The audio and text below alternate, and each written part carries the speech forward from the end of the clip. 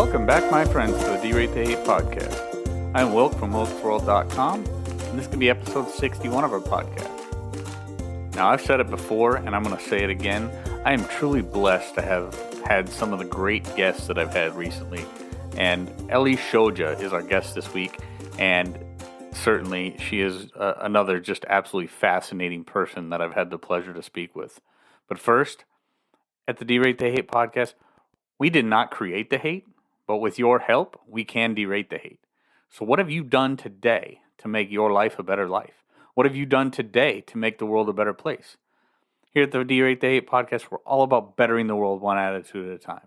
And our guest this week, Ellie Shoja, is without a doubt somebody who is doing great things to better the world. Now, Ellie Shoja is a serial entrepreneur, award-winning author, co-founder of Peace Unleashed. She's a TEDx speaker and the co-host of Unleash Your Peace podcast. Ellie has been described and is best known for being a mindset expert, motivational speaker, and a modern-day Rumi, whose passion for uplifting and empowering others is at the core of the Peace Unleashed philosophy.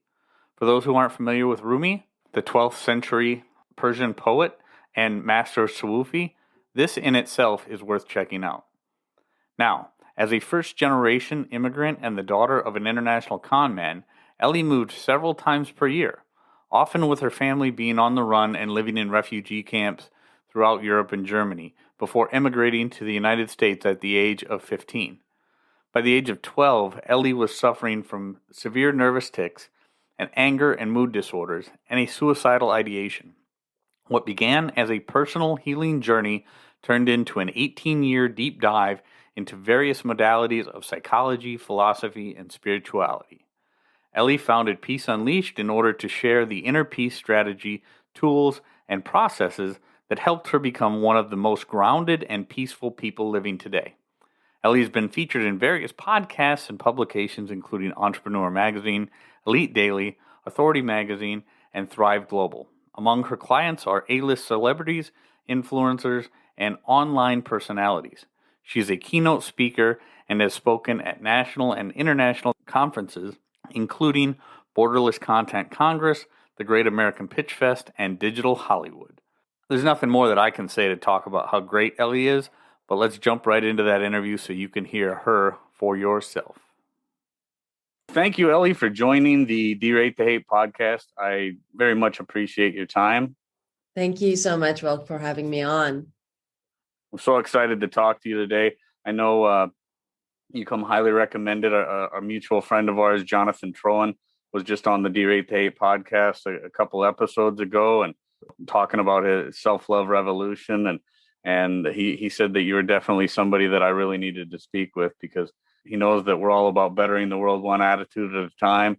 And he said that, you know, your message, Ellie, was one that would definitely benefit the listeners. So again, I'm very appreciative and grateful that he recommended you. And I'm grateful that you're here joining me today. Thank you. And I love Jonathan. Oh, what a great shout out to him and from him to me. It's really amazing how we're all just kind of like connected to each other and we find each other. Jonathan's just such an amazing human being himself. And I feel very blessed to know him. And now I feel blessed to know you, Wilk. Thank you so much for having me on your show. Yep. Such a great opportunity. And you're right. He is an incredible person and I love talking to him and I know we'll be talking to him again. So that's a great deal that, you know, we were able to get introduced that way. So like I said, we're all about bettering the world one attitude at a time. And I love having conversations with people like you, Ellie, who have a story, a backstory of say trauma to triumph. Somebody who has had a sketchy past, something that's happened. They've overcome adversity. They've done phenomenal things. And in reading some of your background, and it's so fascinating the things that you have in there. So talk to me a little bit about, I believe you said your father was an international con man and you're moving around as a child and living in refugee camps. And obviously it led to a tragic period in your life as a young teen. Talk to me about that trauma portion and how that led into your Peace Unleashed, your podcast. I mean, you're obviously an award-winning author now. Talk to me about that journey.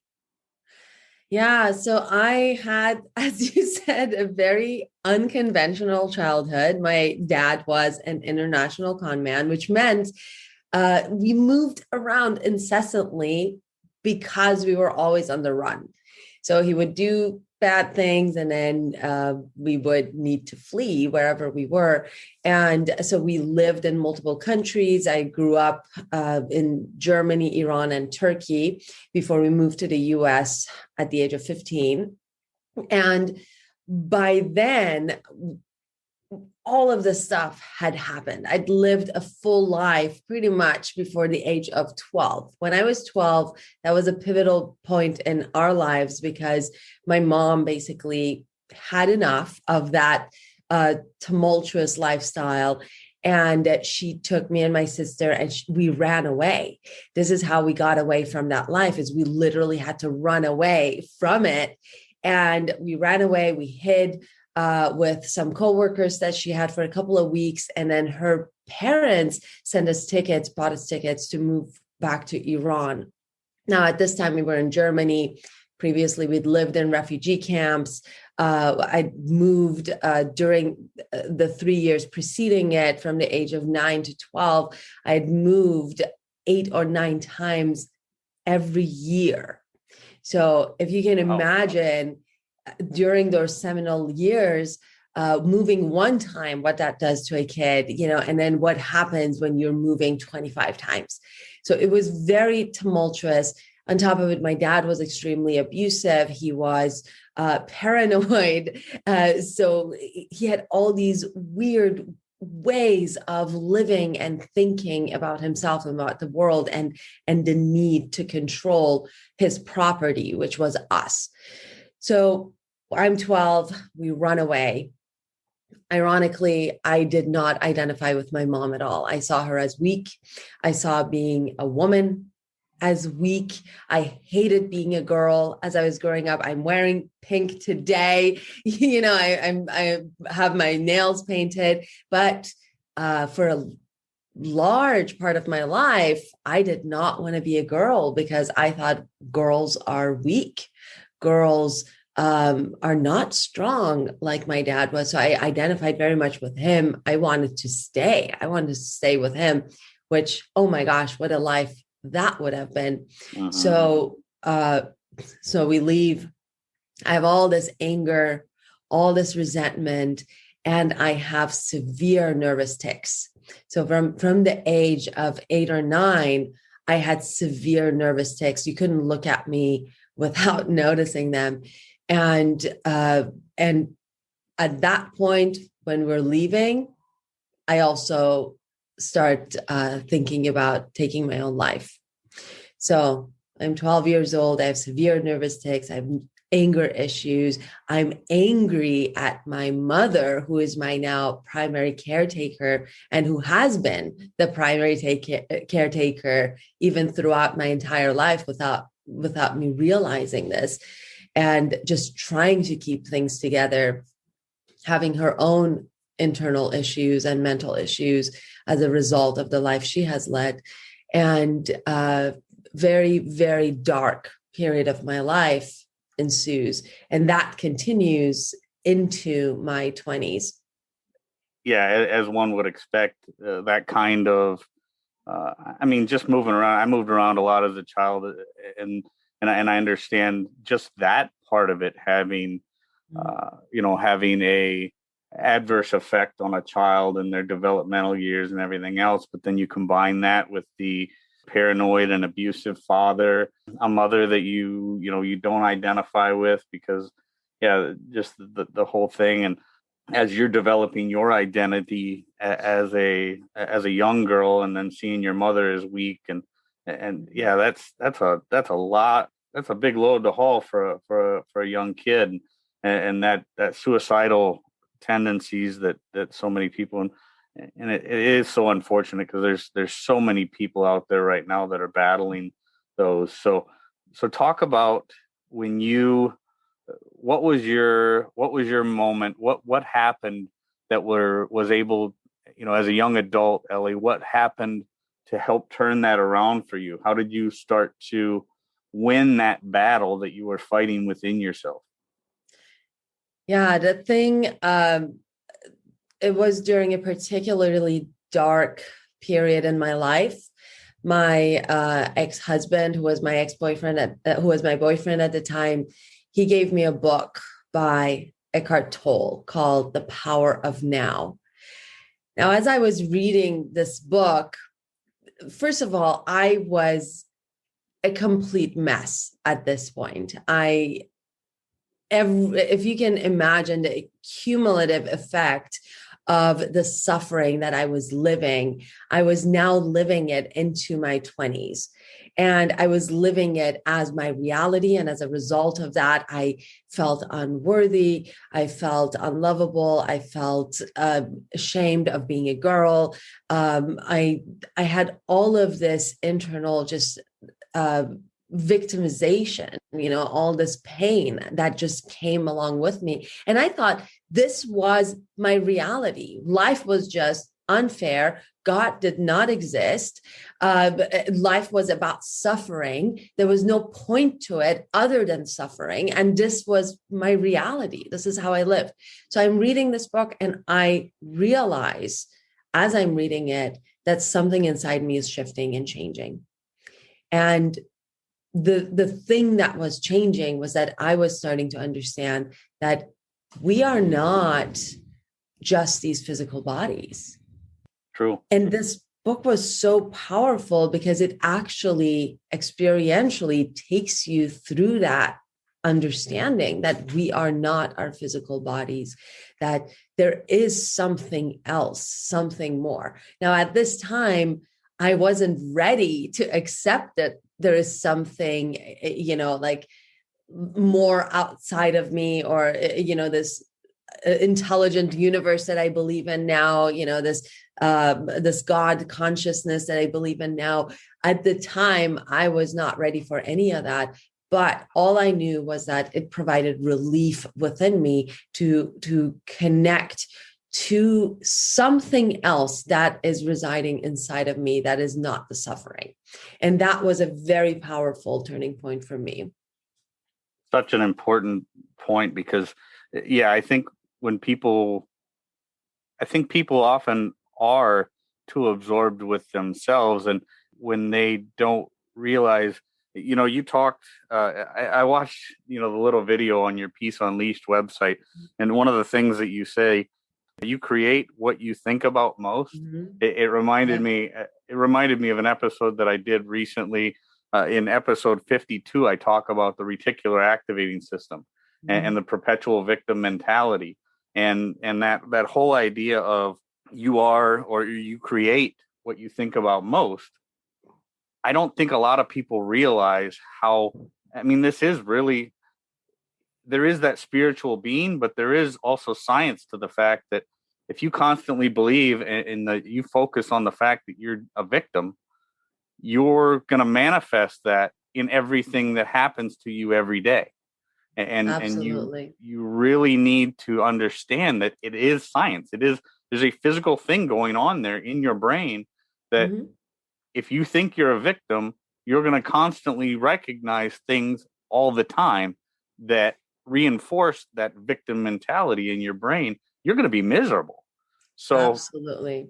And then here's what I've learned about beliefs, Wilk, which is really fascinating. And there's actual research behind this. And when I was reading the research on this, I thought, wow, this is just incredible, right? It's amazing. So beliefs, a belief is essentially nothing other than a thought that we have decided is true. That's it. That's all that a belief is. So something happens to us, and I have a thought around it. Let's say somebody tells me my hair is ugly, and I have the thought that I have terrible hair. Okay, right. And now I agree with that thought, and I decide that thought is truth. Right. What my brain does is it does something extremely efficient, which is it takes that thought and it packages it and shoves it into my subconscious mind as an automatic programming. So from that point forward, from the moment I decided that this thought is the truth, it's reality, I stop having that conscious thought. Rather, I just know always that I have terrible hair. Now, here's the fascinating thing about beliefs. That wasn't even the fascinating thing. The fascinating thing is we start collecting evidence for the belief only after the thought has turned into belief. So collection of evidence is not an act of validating, but it's an act of justifying to ourselves the continuation of that belief, which is fascinating. So now forever on, I am going to attract to myself experiences, people, situations that validate and confirm the belief that I decided on a whim in that split second when I was a kid, when somebody said one thing to me. Yep. Isn't that interesting? It is very interesting. And it is the downfall of so many. You're right. It can be one tiny little event, one tiny little thing, an action when you're being, bullied as a child. And then you start to, again, like you were just saying, find the evidence to support that thought in your mind that made you feel less than you really are. And then from that point going forward, you're constantly looking for that evidence to make you feel as bad as you felt in that moment. And you are then that perpetual victim. And it's a perpetual cycle of hell for so many people. It really is. So tell me things that you, Ellie, are doing and helping people to get beyond that cycle. Yeah.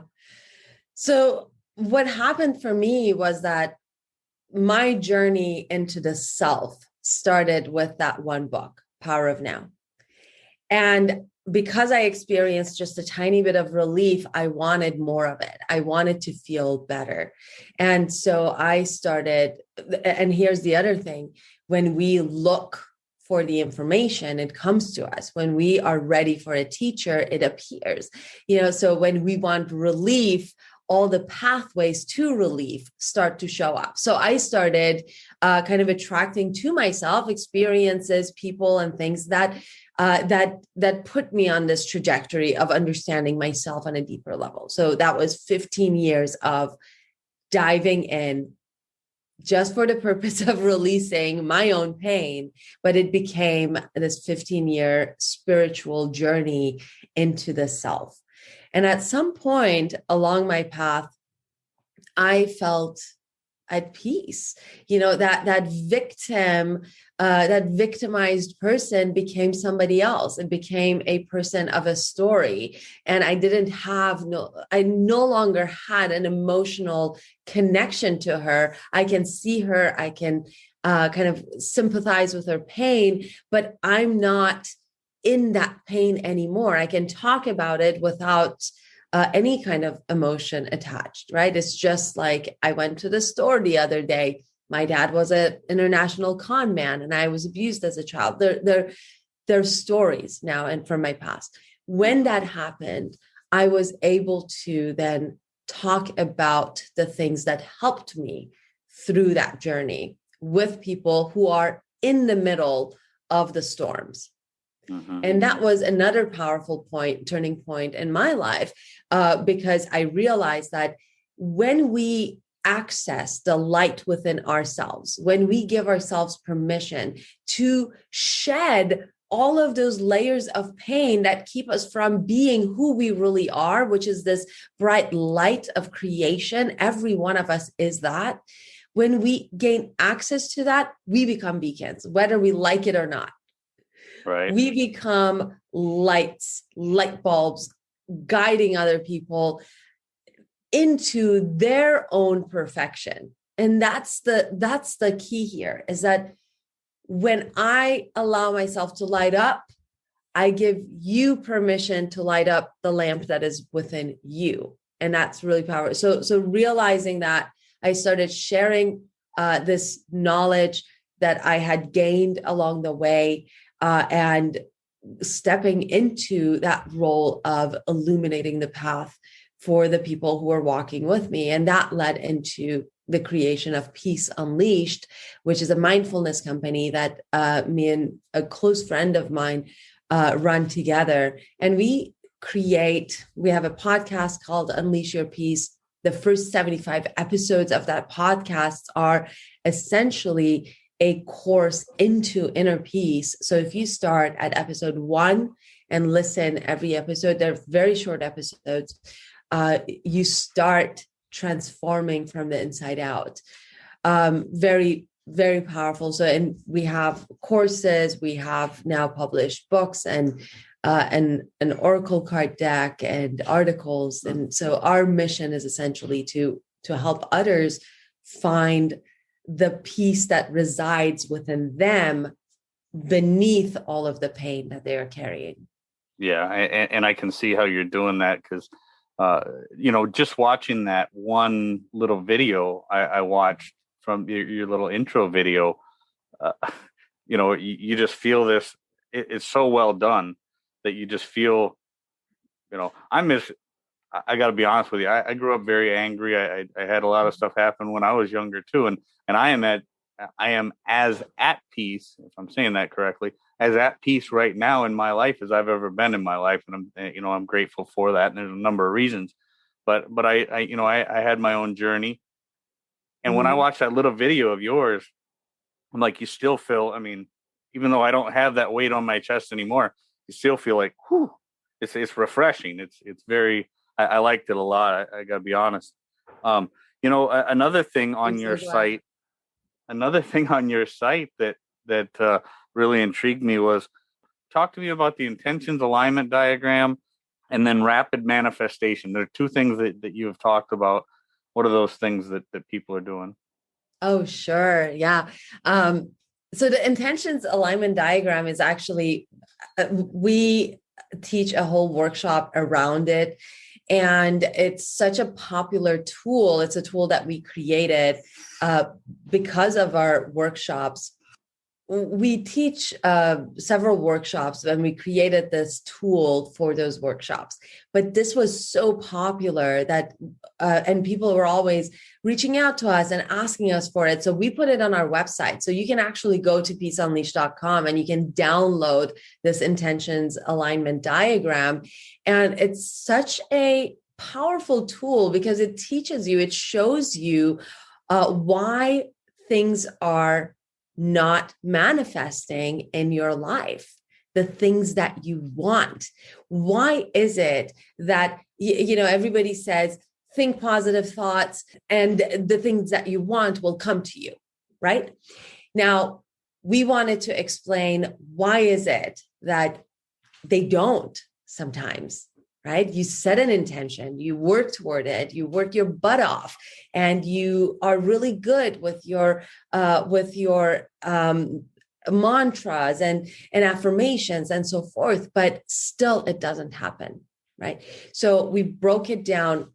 As I get into that, let me just say one thing about creation, about this process of manifestation. The process of manifestation is only a 2-step process. There are only 2 steps in it.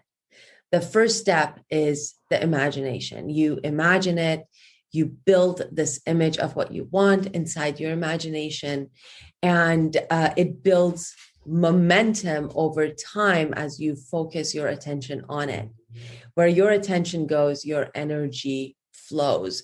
So as I put my attention on this thing that I'm creating, and I kind of flow my energy to it in my imagination, it becomes more and more real.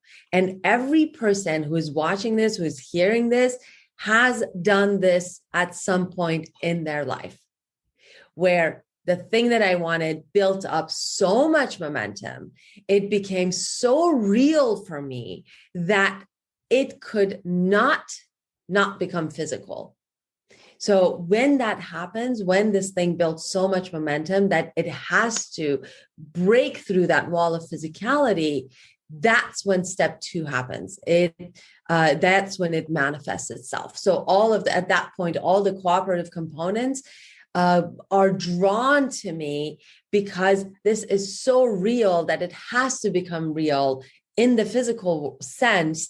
And so every piece of the puzzle that I need in order to make that transition moves toward me. So I sit next to the right person on the airplane who has a piece of it. I read the right book that has a piece of it. I stumble onto an ad that takes me a little bit closer to it. I talk to somebody random at a grocery store that has a piece of it. So all of these pieces start to coalesce and come together for the purpose of the manifestation of the thing that I have created in my imagination. So that is the creation process.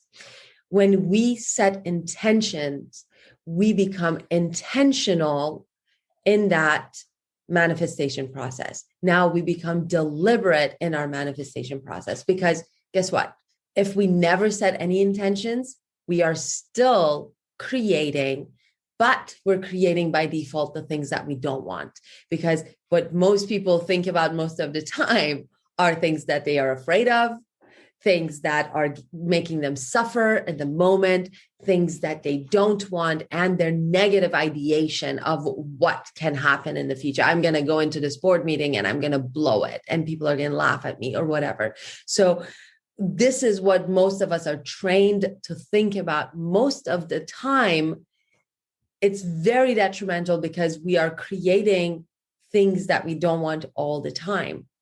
Now, the intentions alignment diagram is broken up into 4 pieces. It's your belief, your vision, your emotions, and your actions. So it's asking you to be very honest about an intention that you have set. Where is my belief? Is my belief from 0 being, I don't think this is going to ever happen for me, to 10 being, it's done. Of course it's going to happen. Mm-hmm. Of course it's going to happen. I have absolute certainty that this is the thing that's coming my way. Where does my belief lie? So you mark that. Then you go to the next column, which is your vision. The vision is, I can see this 100%. That's at 10. It's like, I can see it with absolute clarity. And at the bottom, it's, I don't even know what this would look like if I had it. Let's give an example. Let's say I want to make $1 million in my business this year, right? Mm-hmm. Where is my belief? Do I believe it's possible for me? Or do I don't believe it at all? Right. Right. Or where along that line, I think maybe there's a 20% chance I could make it. Right. So I mark that. Where's my vision? Absolute, clarity. I know what that would look like for me to have this $1 million, or I don't even know what that would look like, but I don't know what $1 million looks like in my life. Right. Mm-hmm. So where does my vision lie? And then we go into emotions. Do I have fear associated with this $1 million? What if I don't get it? What if, those negative what ifs? Or at the top of that, we have enthusiasm. Oh my God, I cannot wait. How amazing will it be when I have this, right? So when I break that, 7-figure, a wall or a ceiling in my business, I can't wait for this, right? Enthusiasm. And then at the bottom, we have the fear.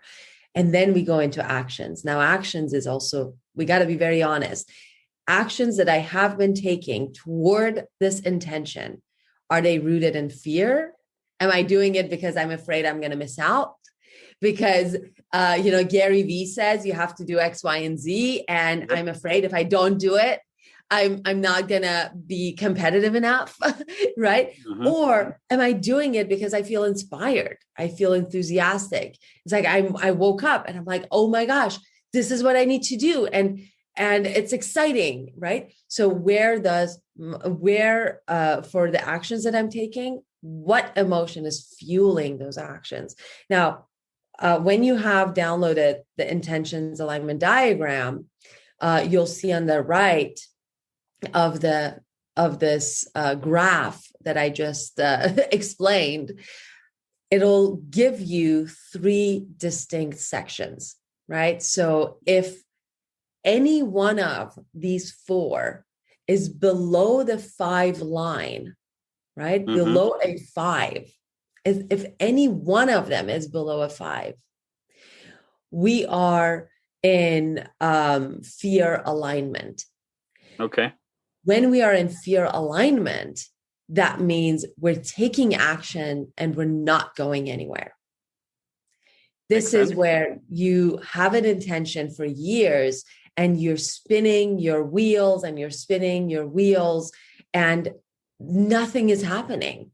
You feel like I am today where I was a decade ago. And it's very frustrating. Being in fear alignment is very frustrating.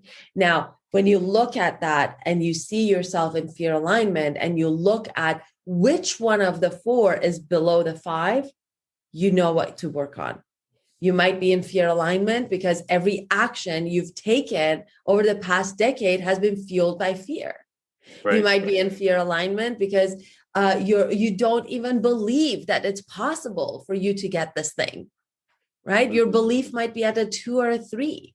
You might be in fear alignment because your vision doesn't have clarity, right? So, but this diagram shows you exactly what you then need to work on to bring everything up above the 5 and bring you into the next tier, which is positive momentum alignment. And positive momentum alignment is where we start seeing some movement toward the actualizations of our goals and and our intentions. So you are moving forward, even if it is a little bit incrementally, right? You're seeing some movement toward it. It's a good place to be.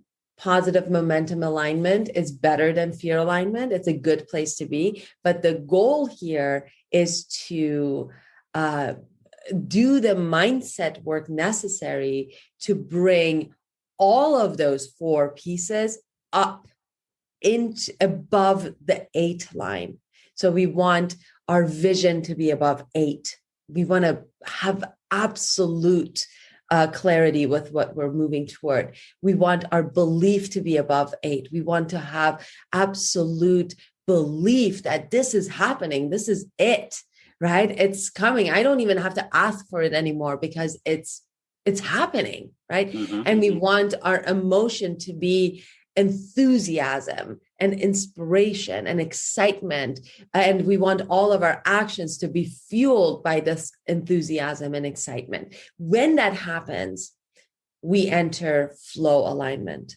Flow alignment is a magical place to be. This is where everything around us starts to move toward us as though by magic. We move forward toward the actualization of this belief, of this intention, as though by magic. Everything, all of the cooperative components just are drawn to us, attracted to us. It's a very powerful, powerful, powerful place to be. It's enjoyable. It's fun. This is when everything we want comes to fruition in rapid manifestation without us seemingly doing anything. Like it feels like we're not doing anything and everything just boom, boom, boom, boom, boom. The pieces fall into place. Very, very powerful. That's when we have the overnight successes, that go from struggling for a decade. Suddenly they enter flow alignment and all of a sudden everything's just clicking on all cylinders, making things happen. Mm-hmm. And it feels like you're not doing anything. It just feels like everything is just happening for you in a magical, magical way. It is magical. It's a fascinating That is a fascinating way of going about that process, and yeah, I think a lot of people they wonder how, they see people, the overnight successes that were getting nowhere for so long, and no, it's a fascinating idea, and I think it's something certainly worth checking out, and obviously, and that comes up right on the Peace Unleashed website right away when you go on there. So obviously we will link to the Peace Unleashed. Yeah, an easy way to get to it is to just go to intentions.today. Intentions.today? Yeah, intentions.today will take you directly to the page where you can download that diagram. That is fascinating. I think that's a very valuable tool. I think a lot of what you've said so far in our conversation, Ellie, is incredibly valuable in a person's journey. And there's so many things I think you and I could talk about. we could talk for a very long time, and I think the value that you've provided our listeners today is incredible. And I got to thank you so very much. Talk to me about one other thing I saw in one of your bios, and I like to. If something stands out, I just want to bring it up. Sure. You were described as a modern day Rumi. I think it's pronounced Rumi. Just looking back on something else that I've done, he was a master Sufi and a poet, a Persian poet. At some point, talk to me a little bit about how you came to be described as a modern day Rumi. Yeah, it's Rumi is such a fascinating figure. His writing is extremely connected to that heart space. And the way I found myself into that description is through the work that I have done talking about the heart and the connection to the heart, because the heart chakra, the fourth chakra, the energy center that is located in our heart space, is the bridge between the physical and the non-physical within us. And it is also the center of creation. It's the magnetic force that pulls all of the things that we want to us. This is why in the intentions alignment diagram, literally 2 out of 4, half of the equation is emotion centered. So when we tap into those higher vibrational emotions of enthusiasm, excitement, love, joy, so forth, we become this magnetic force that draws to ourselves all of those higher vibrating experience. And the way I found myself into that is by essentially writing work that is very similar to Rumi's work. I didn't intend it. I think it just comes out of that connection. It's a very, we have an oracle card deck called Your Heart Knows the Way that features a lot of this writing. It's all channeled writing, and it is inspired by Rumi's quote that says, "Your task is not to seek for love, but to find and remove all the barriers against it." And the deck is 52 cards. Every card associates with something that we are doing that is keeping the flow of that love, that creative force, creation force from flowing through our heart space. And a lot of that writing is extremely poetic. It's very connected and Rumi-esque. Mm-hmm. That is fascinating. And like Rumi was a fascinating figure in history, and I think you're a fascinating figure here today. And it's beautiful that you've been able to join me. I'm so grateful for it. And again, thankful to Jonathan Trowan for introducing us. I can't thank him enough, and certainly hope that you and I get to speak again. Yeah, I would love that. Thank you so much, Volk, for having me on your show. Really appreciate it. This has been such a joy talking about all of my favorite topics, and what a wonderful conversation. Thank you.